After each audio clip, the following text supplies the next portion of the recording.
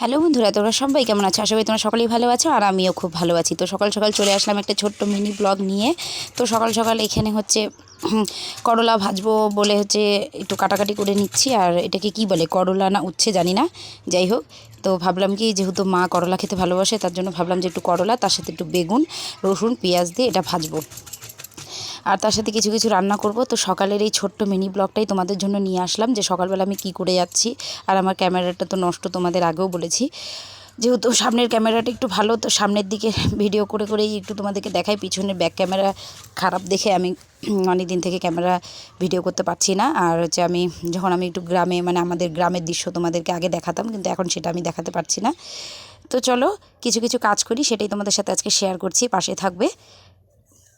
দুষ্টু, আসো আসো আসো, না না ফুল ছিঁড়ে না এখন। আর এই যে মাছের ঝোল, আমার ব্যাক ক্যামেরাটা খারাপ দেখে আমাকে সামনের ক্যামেরাটা দিয়েই কাজ করতে হচ্ছে। আর আমি অনেক দিন থেকে ব্লগ ছাড়তে পারি না, তো ভাবলাম আজকে একটু ব্লগ করি। তো এই যে রান্না বান্না আনছো, পেঁয়াজ, লিপস্টিকটা কই, দেখো তো লিপস্টিকটা ভালো আছে নাকি, দেখি কি করে এসে লিপস্টিকটা ঘোরা দেখি। নাই, একদম নষ্ট। ঠাম্মি পতুয়া শাক নিয়ে আসছে অনেকগুলো, পতুয়া শাকগুলো বাঁচতে হবে। দু তিনটা লঙ্কা। মাঠে গেলে পরে কত শাক পাওয়া যায়, আর আমাদের মাঠে যাওয়াও হয় না আর শাক আনাও হয় না।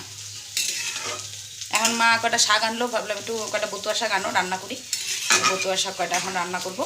আর মাছের ঝোল, ফুলকপি ভাজা, আর একটু করলা ভাজবো। আগে দুধ রুটি খাবো, আসো আসো, দুধ রুটি খাবো, তারপরে আমরা ইসে করব। বাইরে কি রোদ্রু, সেই রোদ্রু বাইরে, বাবা রে বাবা। আসো, আগে দুধ আর রুটি দেবো। চাপড়ি বানাইছে ঠাম্মি, চাপড়ি খাবা, আসো। সুন্দর চাপড়ি বানাইছে, আসো। হ্যাঁ, ওটা ছাগল খাবে তো। তুমি চাপড়ি খেতে ভালোবাসো না? এই যে, এই দেখো আমাদের চাপড়ি, সকালবেলা রেশনের আটা দিয়ে চাপড়ি না। কাশি হচ্ছে, মুখে কি মাখছো? হ্যাঁ, আটা নাকি পাউডার? নাও চাপড়িটা নাও, দুধ দেই, চলো।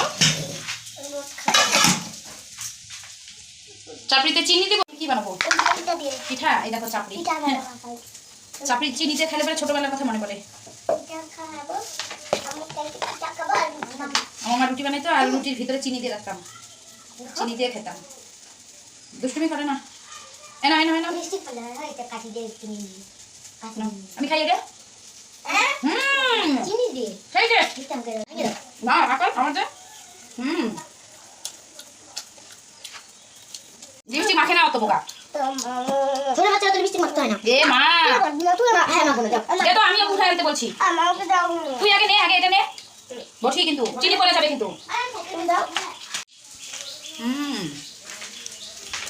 চাপড়ির মধ্যে চিনি।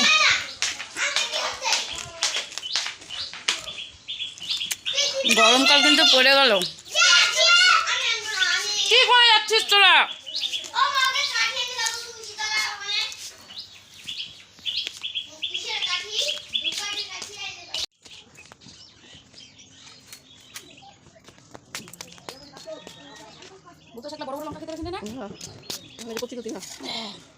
এই দেখো কি সুন্দর সুন্দর বতুয়া শাক। আমি রেডি গেছিলাম, দেখলাম ছাগলবান থেকে, তখন বাবা ওষুধ দিচ্ছে নাকি আবার। রসুন একবারে ছেড়ে দাও নাকি? না,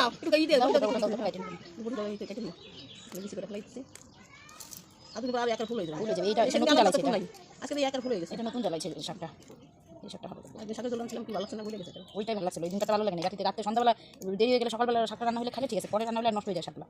একবেলা খাই, রাতে শাক খেতে হবে, রসুন দিয়ে ভাজবো। তো আমার এই ছোট্ট মিনি ব্লগটা তোমাদের কীরকম লাগলো? যদি ভালো লেগে থাকে তাহলে অবশ্যই লাইক, কমেন্ট, শেয়ার করবে। তোমরা তো জানোই কী করতে হবে।